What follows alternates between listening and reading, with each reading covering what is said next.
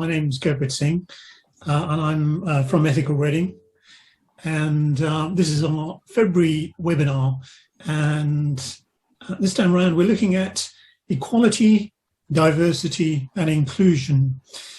And this is a very important topic, not just for businesses, but for society as a whole. And when you think about it, I mean, fundamentally, this is about fairness, isn't it? People want to be treated fairly without regard to any differences that actually have no bearing on the work that's to be done. And yet we've seen time and time again in stories online where there is discrimination at work because it might be due to person's sex, their race, sexual orientation, or disability, or some other attribute. Why is that? You know, why is it that this happens on a regular basis? And how can we change the momentum so that businesses are actually at the vanguard of trying to change this, so that people have a fairer playing field when it comes to work? We've seen a number of these high-profile cases lately. You might have come across, or you remember, I think it was Azim Rafiq at the Yorkshire Cricket Club in the sporting arena, and we've seen quite even more recently the Met Police, for example, with the Charing Cross station, where I think several officers, well over a dozen officers were censured for some quite outrageous comments they made around female staff and people of colour on social media. So these kinds of things prop up again and again. And of course, these are incredibly stressful to the individual and could actually be life-changing in many ways in terms of their prospects, but also incredibly damaging for organisations themselves. We've seen in a number of these cases, leaders resign, in fact, boards resign in a very public manner. And on the positive side, however, you know, if people do and organisations do embrace equality, diversity, inclusion, organisations tend to be more successful because they're tapping into the potential and the creativity and the ideas of a diverse set of people. And you get more motivated, engaged staff. So I'm delighted to have today a couple of very eminent speakers, Kath Shimmin from Blake Morgan and Clinton Wingrove from Clinton HR, to explore these matters with us. Kath leads the banking and finance team at Blake Morgan. She has over 25 years experience leading that group. She became a partner in '97 and now leads a team of over 25 lawyers based in London and the south of the UK. And she was named in the 2021 Legal Hall of Fame. So over to you, Kath, and then I'll introduce Clinton a little bit later on. Lovely. Thanks very much, Gurpreet. Good. I think it's good afternoon now, isn't it, everybody? Yes. It's a real privilege to have a chance to speak to you all. And what I thought about when I was sort of putting this together was what would be useful to other businesses working out how they make diversity work and how they make it work for them. Because I think they are slightly different questions. And of course, one of the big challenges always around adjusting your working practices for diverse workforce. How much is that going to cost and what does it bring? I think Gurpreet hit the nail on the head when he talked about a happy workforce, a workforce that's motivated and positive. People who are experiencing discrimination in the workplace are not motivated and positive. They have nowhere to go with it and no way of escaping it. And it's the worst kind of stress.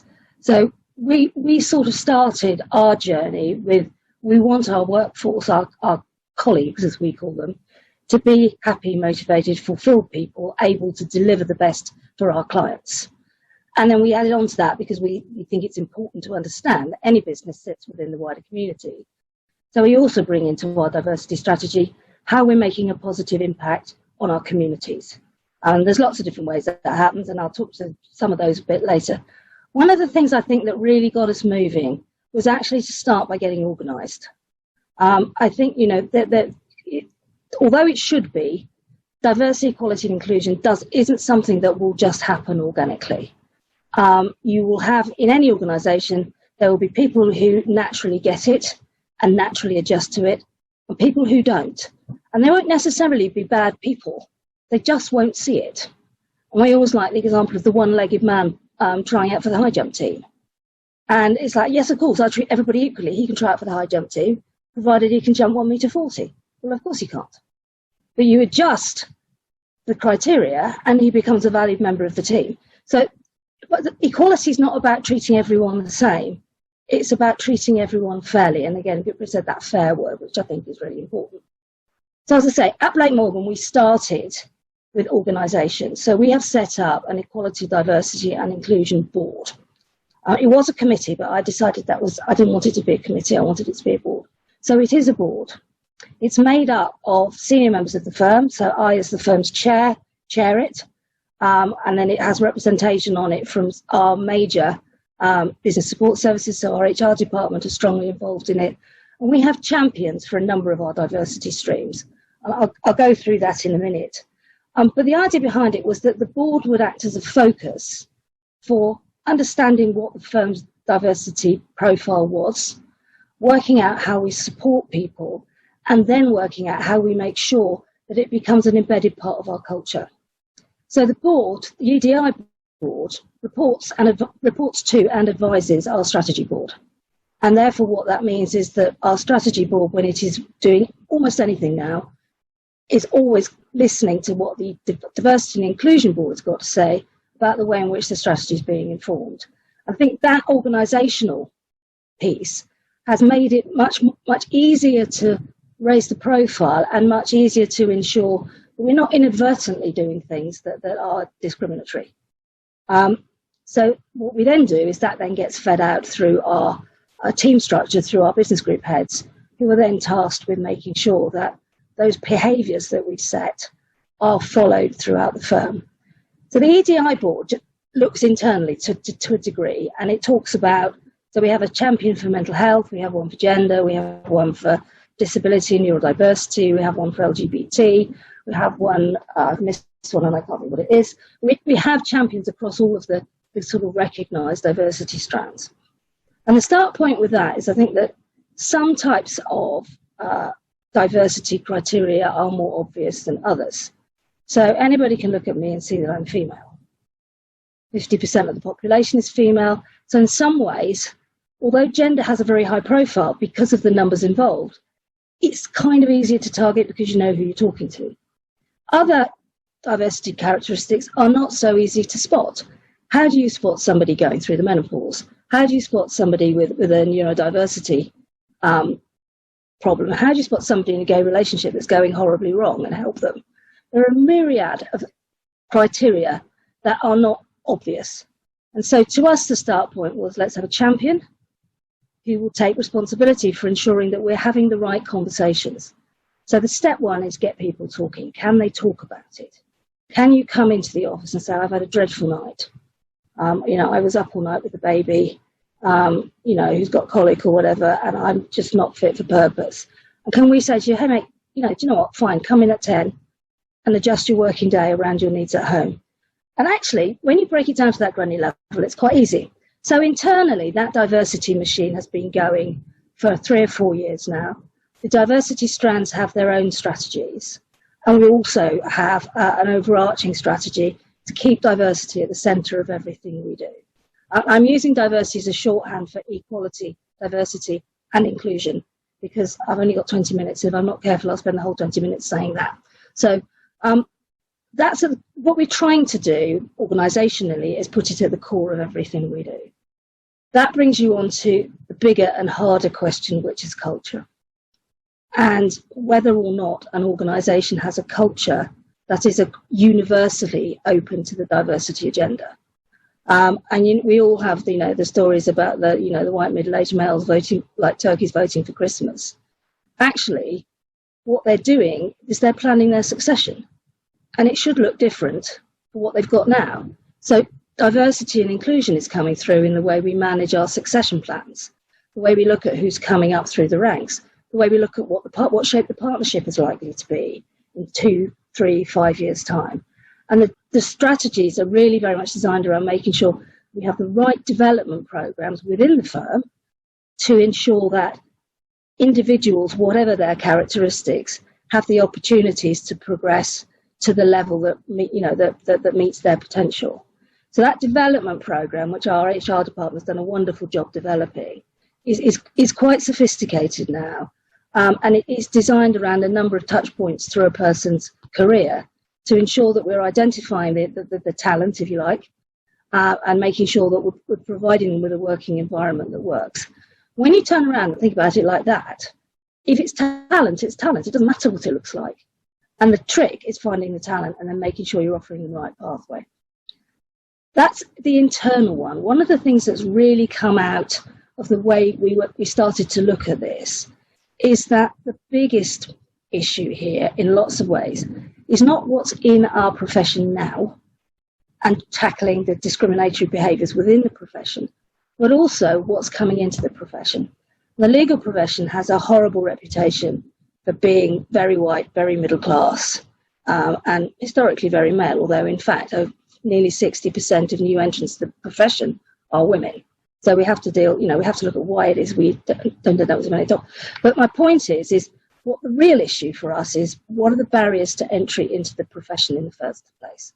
And that's the point at which you move outside our own agenda and into the community's agenda and what is going on around us.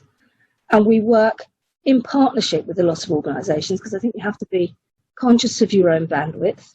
So you work in partnership with a number of organisations to try to work out how we bring young people who might not have any aspirations to be a lawyer or go to university or do a professional job or whatever it is, to think that they can do it.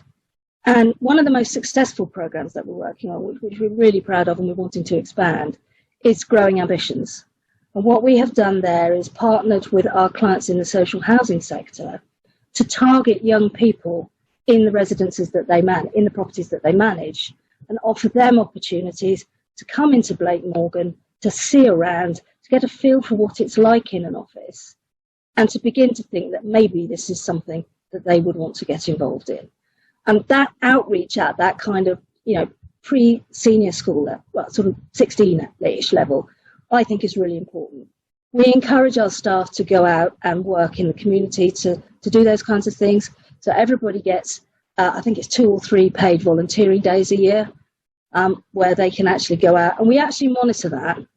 And actually one of the things I want to bring in is a better way of monitoring it, because it's not as good as it should be at the moment. And that's very much about saying we will give you time to engage with your community and work out how we bring individuals in. We engage at university level.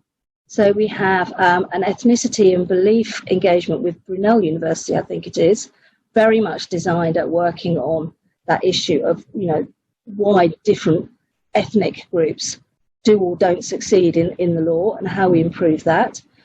Prime Pathways, Prime works in the southern universities to attract and encourage students into the legal profession having gone to university. And we've had some great successes with that. I had a wonderful trainee who started on a prime day out to the firm, and she sat with me for a couple of days, applied to the firm, and she's a very successful individual. So it can work. So all of those initiatives, and I probably missed several because we have a number of ones, help us to develop that outreach into the wider community and build the network who are going to be our next generation. The next generation is the crucial bit. The next generation cares what we look like, on the outside and on the inside. So one of the things we've had to work at is making sure that we are a business that is attracted to the next generation.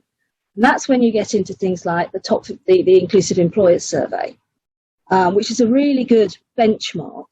I mean, yes, it's a badge, but it is a good way of benchmarking yourself against other businesses. And we've just had ours through, and we've made the top 50 again this year. So we are thrilled about that. Because actually it is a way of knowing what's going on, in your peer group and in the businesses around you, and an opportunity to see what others are doing. So that top 50 is really useful. But what it also enables us to do is then set more goals. And the real key with this is to keep it going, because the challenge is to reach what we call cultural tipping point, the point at which it's second nature to everyone. Everybody understands the difference between direct discrimination and unconscious bias. Everybody is enlightened enough to manage their unconscious bias and think more creatively. And really, really importantly, is then empowered to offer those solutions. If you've got somebody who's going to come to you with a problem, and the problem is, I've been up all night with the baby, or my mother's dying, or I have to go to therapy sessions to manage a mental health condition, or I just need somebody to talk to, that has to be engaged with in the workplace. So, for example, our mental health champion has set up a network of mental health first aiders right across the firm. And they are individuals to whom you can go and talk, who know what that's about, and who know how we can source help for them. And so that's been a very successful program. And the other thing we did a couple of years ago, and I think we're going to rerun it this year, and we were going to do it last year, but COVID got in the way, was we just had drop-in days where we just put our first aiders in the meeting rooms downstairs and said, just come and have a chat. And that was very successful. So that outreach into the firm is very much designed around reminding people that we really do want to make a difference here. We really do want to change the culture. We want to deal with the pockets of, and I say it's often not it's discrimination as such, it's just sort of casual indifference. It's that not realising that the reason your associate's got her head down on the desk is because she's got a crashing migraine or because she's 3 months pregnant. And actually, it doesn't mean she's useless or not engaged. It just means right now she's suffering. And all of those things we have to start seeing in the context of everything, of the way in which we want our business to work. So for me, I was going to put another nice slide here to show you how it all fits together, but if it's misbehaving, we won't worry about that. I think, that tipping point issue comes around a degree of intersectionality. And I think that is a buzzword in the diversity world at the moment. And it's really important because very few of us sit in one box. And almost all of us will sit in 2 or 3 of them. And once you start to think, well, does it really matter whether I'm accommodating somebody with a physical disability? So I need to make sure we've got, wheelchair access lavatories or whatever it might be, or somebody with a neurodiversity disability who might need their screen array set up differently, or a phone that works differently. Aha, well done. There it is. And so that slide, I think, that I'm just popping up there, shows you the ways in which we see all sorts of different things feeding into the strategy. I'm pleased you put it up, because the one I missed on this when I was talking about diversity and social mobility is the fact that the Law Society has actually given, the Solicitors Regulations, I should say, has actually helped a lot with the process of attracting more people into the profession, because now you can get into the profession and become a qualified lawyer even if you don't go to university. So we have a lot of apprentices in the business who will join us and who will undertake study while they're with us. So I've got one lady who I actually mentor who's just completed, I think it's SILEX, there are all sorts of different pre-qualification courses, and is now going on to do her Law Society final, a common professional course and her exams. And, I think that's a huge achievement. But it's really important that you can look at somebody like her and go, okay, so that can be done. You're not shut out at any point. So the Law Society have done a great job with that. This kind of environment is fantastic. So many people out there recognising the need to figure out how to do this better. So, we're really pleased to have signed up to the Ethical Reading Recruitment Charter and to work with them on how we continue to make sure that our workforce is as diverse as possible, because that gives us the best access to the talent, is as motivated and positive as possible, and is as well, and therefore delivering for our clients at their very best. We all have that notion of wanting people to bring their best self to work. So that it all plays into the primary purpose of what we're here for, which is to make a positive difference, to our clients, because obviously we don't do that, it all goes wrong, to our colleagues, everybody that walks through the door of this business, and to our communities, the people that are going to come up through the business, either as lawyers or maybe become senior members of your businesses.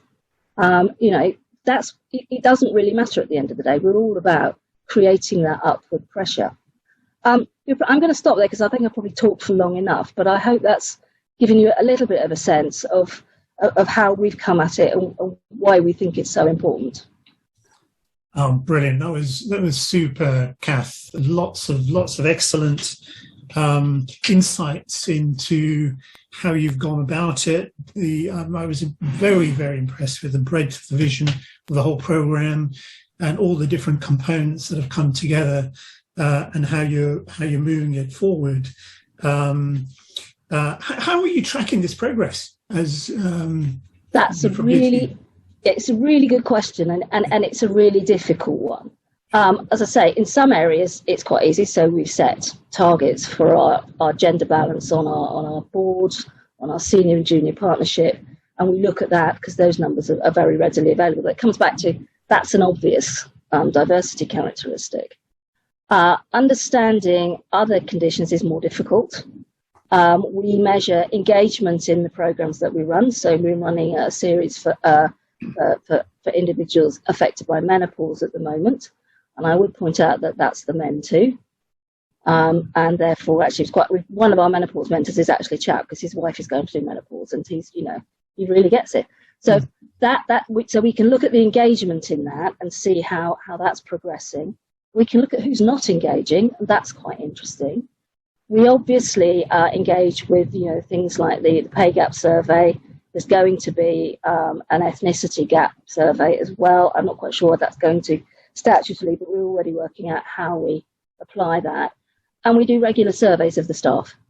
And that's getting to the motivated bit. Are you happy? Can you talk about your problems? Do you feel your alignment? All of those questions come through in the staff surveys. And then we can then look at that. And that's quite a good way of pointing out where perhaps you're not quite hitting the mark and we need to rethink it. But yeah, measuring and monitoring is very difficult to do in this area. Brilliant. Well, thank you very much for now, Kath, and we'll come back to you later. Now I'm going to head over to Clinton. Delighted to have Clinton with us. So Clinton, to say a few words in terms of introduction, has a scientific degree, but he's actually spent most of his life working in HR, in people management issues, and actually started several companies and managed several companies both here and in the US. He presents and does his consulting and executive training and coaching right across the world. Whenever I contact him, he just tells me he's off of a workshop he's done in Hong Kong or Taiwan or Singapore. So I don't know when he sleeps, but we're delighted to have Clinton with us. So Clinton, from your perspective, given your background, especially in sort of people management issues, HR and high performing teams, what's your view on this topic and what Kath has said? Yeah, firstly, compliments to Kath. I think it's a fabulous case study and an example of, dare I use that horrible phrase, best practice in terms of getting strategic involvement, having a strategic plan. And I'm known as the HR anarchist because I have an aversion to people who trivialize things, which seems to be a habit amongst HR professionals. I'm passionately supportive of HR, but when they do it properly, and I think Kath has just described an example of where that's happened. I guess from my perspective, just to throw in some different angles, one of the things that frustrates me is the number of organizations that approach diversity purely as a metrics and a numbers game.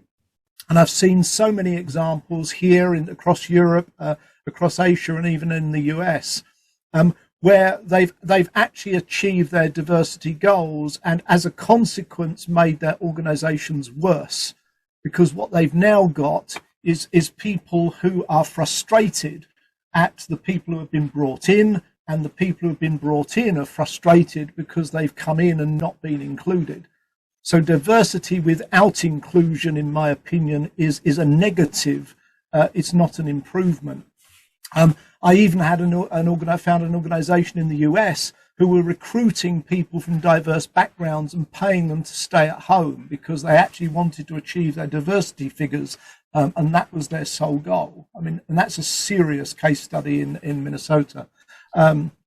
So my concern is, and I got into HR because I led a massive technology project automating a European distribution centre, which didn't produce the outcomes expected, and the connection with D&I will come in a second. And in most companies that would have been career limiting, but I was asked to do a study into why. And the bottom line was we hadn't won the hearts and the minds of the people. So we'd put in technology which people were viewing as a computer game, trying to break it, and the management were hoping that if they kept their heads down, it would go away. And my experience is in companies that haven't approached the subject with the rigor that Kath's company have, that's often what happens. You get that undercurrent, that pushback, the unwritten ground rules. And you've got to do work to win the hearts and the minds. And policies and procedures are necessary, metrics to track progress are necessary. But unless you educate people, and I thought it was really interesting that Kath drew the distinction between equality and equity. You know, treating people equally is not fair. Now, we may dislike that, we may feel that it is, but actually that's the reality. You can't achieve that with a town hall meeting and an email coming around from HR. You have to win the hearts and the minds, and you have to educate people in what's going on. So the organizations that I see as successful are the ones that have the strategy, they have the role modeling, they have the metrics that Kath described, but also then at a very granular level, right down to every employee, they educate people into how have we ended up here? You know, there is neurological evidence to show that we naturally prefer people who are like us. It was a survival instinct during our evolution. And there are many other psychological processes that lead people who consider themselves to be reasonable to have very unreasonable thoughts, which, if not interrupted, lead to very unacceptable behavior. So I think there's something about how do we do that? And as I say, my fear is in many organizations. Oh, Clinton, you've there you go. I think Zoom's decided as it stopped your PowerPoint working, it had stopped me talking. So, everything comes in threes. Watch out, Gurpreet. Yeah, so I think there's something about educating people, you know, in all of the issues. Why do these things occur? And you know, the other thing I see is so many organizations using language that makes these things difficult. I mean, even the phrase unconscious bias. I mean, for many people, that has a secondary feeling that it's an accusation and it's negative. They're actually cognitive preferences. We know it's a psychological process that happens. We all have them, irrespective of our gender, sexuality, age, etc. And what we need to understand is how that works, realize that it's triggering us to say and do things, and that we can change that. And I've got clients in the US now where we're actually equipping the people who were not included to actually assist in that education process and effectively include themselves. And if you can have that groundwork where everybody understands the role that they can play in improving things, I think we have a better chance. Super. Thanks, Clinton. Can you sort of summarize if somebody, you know, if an organization, perhaps there's somebody from an organization here, and I hope somebody will come forward and, you know, if they're in a similar situation. But if an organization wants to go down this path, they don't have some sort of policy or strategy in place today, what would be your advice to them, you know, in terms of, you know, how to start down this path? Kath, you're probably best to respond to that one first. Thank you. I think it starts with passion. I was recently elected as the first female chair of Labour Morgan, and I hope that what my colleagues saw in me was not the fact that it would be a really good thing to have a woman at the helm, but I'm passionate and I let it show.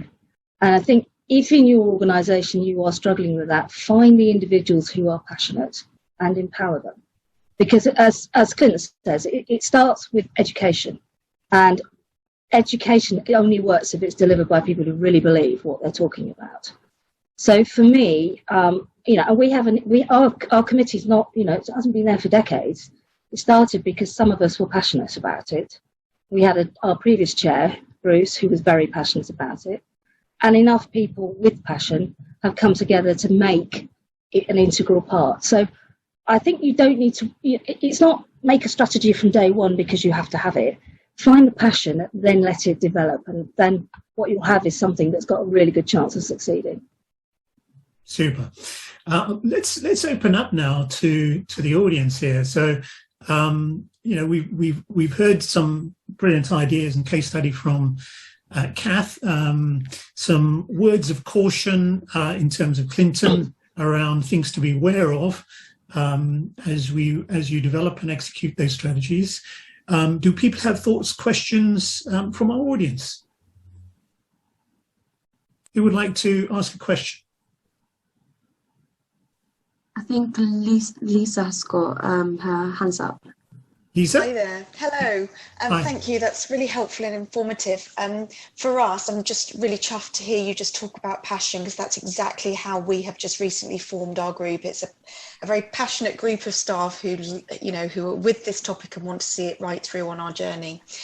What I'm curious to ask is, at what point did you feel it was the right time to ask for the extra resources and budget to help you on your journey? You know what? That's not something I've ever actually had to consider. We're very fortunate at Blakes, I think, that it got to the point where it was just a no-brainer. And I think the point at which we did it, I suppose we started to make the strong business case for why diversity and inclusion is important in the business. And so where we've got to is we have a very well-developed recognition of that. Yes, there's education to do, but at that point it became obvious, to the point where we now actually have an EDI specialist who supports the EDI board, and that's her job. And I think if you stick with the passion, eventually it tells, and you can look at it and you go, right, actually now we're at a point where we can talk to the wider business about why this is important. So I'm afraid I don't have anything concrete. For us, it just got to a point where it was right. Clinton might have some better advice. I wouldn't say better, because I think your advice is spot on the button. But I mean, there is a serious business case for this. I mean, some research that was done by McKinsey, done by Deloitte, been published by Josh Bersin. Organisations that are proven to have inclusive cultures are 3 times more likely to be in the upper quartile of their business sector. Most companies would like to be there. They're 6 times more likely to bring disruptive solutions in their market. They're twice as likely to hit financial targets. So there's sufficient statistically valid and reliable research out there to prove the business case. If not, it doesn't take a huge amount of time. And Gurpreet and I, as part of an ethical Reading workshop, just put together a simple spreadsheet that asked about, what percentage of people do you believe you've got in the various levels of engagement? Many companies have got that. What level of productivity do you believe you get from those? And you can actually calculate a cost to the business that the side effects of lack of diversity and inclusion can have. So personally, I'm more than happy to stand toe-to-toe with a financial director and argue with them. I find that's much easier to actually do because there is a serious business case. This is not just a nice to do. And there's a positive and a negative business case, isn't there? So the positive one is in terms of greater engagement of the staff that you have. And the kind of negative is actually you're avoiding potential litigation. You're avoiding potential reputational damage to the organisation. And you have to consider both. And even sustainability. I mean, one of the other pieces of research has shown, the percentage of people now who are considering moving because of how they felt during the pandemic. The interesting thing is that it's now estimated that 2/3 of those consider diversity and inclusion of the potential employer before they actually join. Well, if you're a company trying to recruit top talent and 2/3 are not even prepared to consider you, that's a big issue. That's worth paying to fix. Does that answer your question, Lisa? Great. I'd like to bring in Neil. Neil, because in many ways, your organization, Work in Confidence, creates tools that allow people in organization that perhaps aren't the paragons of equality, diversity, and inclusion to be able to raise concerns. Can you kind of talk a little bit about your experience in such organizations? Yeah, thanks, Gurpreet. As Gurpreet says, we're a platform that allows people within an organisation to raise ideas and concerns that they have, but to do it anonymously. And typically they do that to maybe the senior leadership team, or perhaps mental health champions, union reps, all sorts of things like that. But it's the anonymity that's the important thing. What we found is, and what our clients tell us, is that some people lack the confidence to come forward to make that first step, and having that anonymous allows them to do that. And one of our clients, and there's going to be a case study on this very shortly, have said, this is a health board in Wales, that in the 6 months they were using the platform, allowing people to raise things anonymously, they had more issues raised than they had in the 2 years of the previous internal structure. And then partly that will be because Working Confidence is a third party, and people, unfortunately, in some organisations mistrust what's going on internally. But also it gives them the opportunity to come forward in a way that they hadn't been able to previously. And it's so important, though, I have to say, a lot of our clients are health trusts, and they've had long-standing issues. And it's great from our point of view to be able to help these people come forward and get things resolved and raised, because if you can keep them with the organisation, it's great for the individual. And also great for the organisation. There's no more additional costs, and you bind that person to the organisation for a lot longer. So if you can do that, so the anonymity for us is a starting point. If people are given the confidence to come forward and raise these things at the end, that's a perfect outcome as far as we're concerned. So that's very interesting.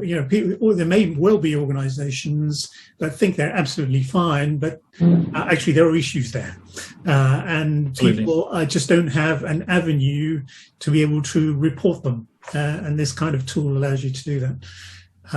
If I could butt in for a second there, I think it's such an important point. And if anybody, our organisation is quite a large organisation. Things that are not going well are just energy sappers, and they grind away in the undertones of the business and really, really damage productivity. The ability to whistleblow is critical. The big challenge for organisations, though, is once you've got that information, how do you action it? Because, you've got that really difficult situation that, so-and-so said such and such. But actually, in order to deal with that, it's going to become obvious who made a comment.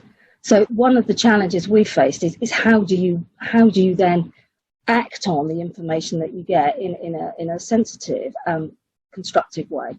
So I think, but if you haven't got the information, you can't even start.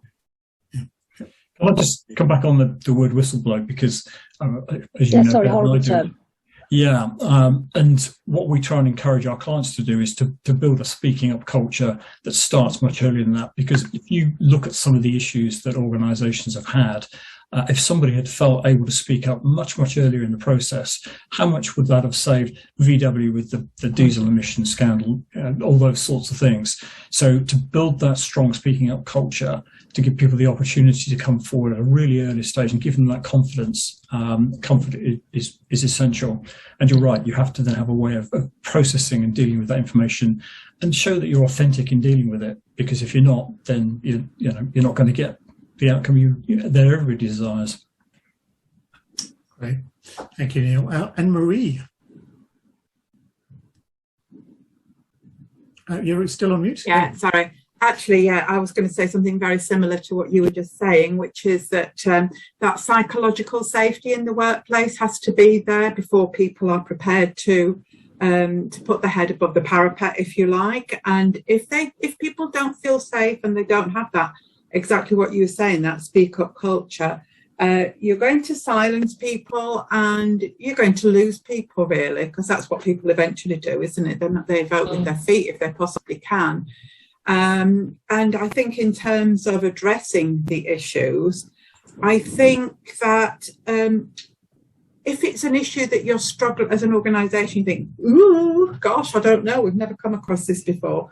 It's almost having that humility to ask for professional advice, not to think, oh, what can we cook up here quickly and just put a plaster on it.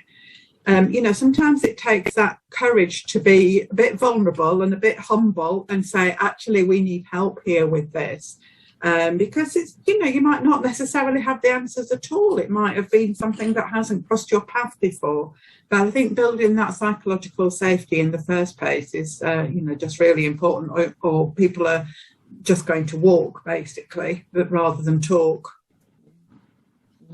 Absolutely, that's a great point. And that's hopefully, you know, with a small sort of contribution that we're trying to make with our ethical writing community, is to be able to share these good practices that Cath's gone through, for example, with all the other organisations that perhaps just haven't had the time or for whatever reason haven't really addressed this issue so far. So I think some of the things we've learned today from Cath and Clinton, you know, superb nuggets that people can take away and start using.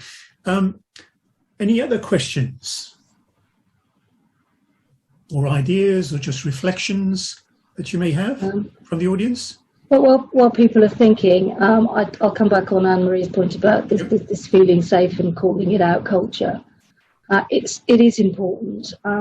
Ideally, you want to get to a situation where if an inappropriate remark is made in the workplace, people feel able to say, actually, do you know what? I don't appreciate that kind of language, without it being confrontational or you know, unaccepted. And so peeling that back into the way the management works to make sure that they are properly educated, comes back to education again, about what these kind of interchanges mean is really important. And, you know, because people need to be able to speak up. And we do exit interviews, and it makes you cry sometimes when you see an exit interview and you realise that this person is going exactly as Anne-Marie said, because they didn't feel included. It's just tragic. Can you perhaps also, Cath and Clinton, talk a little bit about some of the challenges? So, you know, as you were rolling this out and developing your strategy, what were the hurdles? What were the challenges that particularly were quite tough, and any advice in terms of overcoming them? I think the hurdles in a large organisation are that you've got a lot of people to get to. And therefore you have to build, as Lisa knows, build the groups with the passion across the business.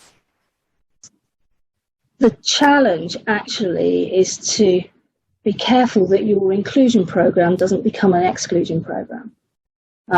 You get a lot of, you know, so for example, you know, obviously one of the obvious ones we tackled fairly on was gender. And managing that in a way that didn't make the men feel excluded or marginalised, it is very difficult and critically important. I mean, it's not about saying, you know, we want women to take over the world, it's just we want a fair shot.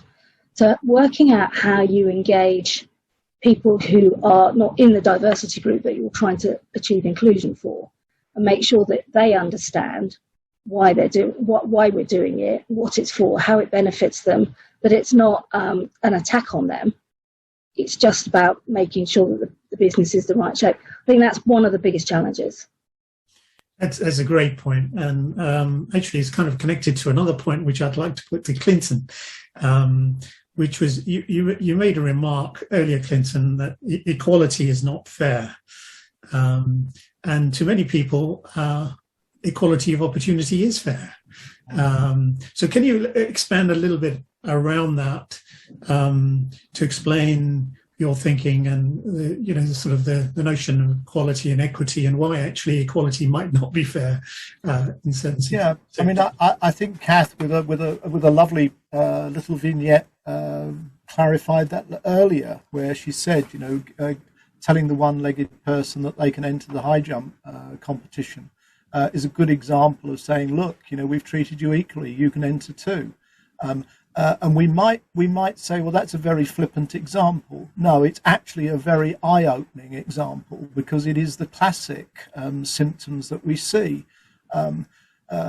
So I think it comes back again to education, but also making sure the education gets to the people who need it. You know, one of the big problems that we have in big organizations, and it's less in smaller ones, but in big organizations, we roll out programs and we get excited if we get 90% take up. The problem is it's the blooming 10% that it was aimed at. So one of the big challenges is, how do you get to and educate the people who need that education the most? So it's about being really focused, making sure you've got fully inclusion and not letting people fall through the cracks, and then spending the time explaining what that difference between equality and equity really is. And once you educate people, I very rarely come across individuals who, when fully educated, don't actually get it and then come on board. It's just we don't put enough effort into doing that. And frankly, the one or two who don't get it usually shouldn't be in the company anyway. And I'm sorry, one of the things some companies need to do is to think very seriously about the people that they retain. Thank you, Clinton. And one final point, again, to probably to Kath, but I'm happy if anybody actually in the audience as well addresses it. But when it comes to particularly SMEs, fairly small organisations, quite often when we talk about these things, and particularly around training, education, and so on, the retort comes back, well, actually, we don't have any budget for it, or there's very little budget for it. How would you respond to that? I suppose the start point is the challenge is absolutely accepted and understood. It is, but it's not necessarily about budget. It comes back to passion. You can achieve a lot with very little budget. And I would say, Clinton's point about education is absolutely right. There's a lot out there that you can access very readily. And a lot of organisations are very willing to share what they have. So I think forums like this, where you can see who else is on the same page as you, reach out, talk, share your programmes and share the training. And, I'm taking my HR director's name in vain now. I know that she would be more than delighted to share with anybody some of the diversity and inclusion courses that we run on the Blake Morgan Academy. Because it's it's something that we are passionate enough about that we want everybody to do it, not just us. It's not about us, how good we are. It's how can we help everyone to get to the next stage. So, I would really encourage you to talk to each other. As I say, I know we have a very large resource bank, and I know it would be possible for some of that to be made available. But passion, if you don't have people who really believe in it, no amount of resource is going to make it work. So I would say, look at what you've got. It's the art of the possible. Look at what you've got and work from there. Absolutely, Kath. I mean, my comment would have been slightly similar. I'd have said they do have the budget. They're spending it on low productivity. They're spending on sick days, which people are taking. They're spending on all of the corrosive effects that a lack of a seriously inclusive culture creates. So part of it is about stepping back and looking at those things, because many of those organisations are struggling with their profit margins, they're struggling with productivity, they're struggling with increasing sales. Guess what? Build a much more diverse and inclusive culture, and those things will improve. Brilliant. Well, that's fantastic. Thank you very much, Kath and Clinton, for a very interesting exploration and case study at Blake Morgan. And as I was saying earlier, I think there is lots and lots to learn from many organisations, and delighted that, Kath said that actually you can reach out to her HR lead, and actually learn from what's going on there, and kickstart perhaps your own programme around this. So there's really no excuse to be able to do this. So fantastic. Thank you very much to both of our presenters, to you, our audience, for joining us today. And we hope that you continue to engage with Ethical Reading and our webinars and programs as we go forward. Do go to our website, have a look, spread the word, and we hope to see you soon. Thank you very much for joining us.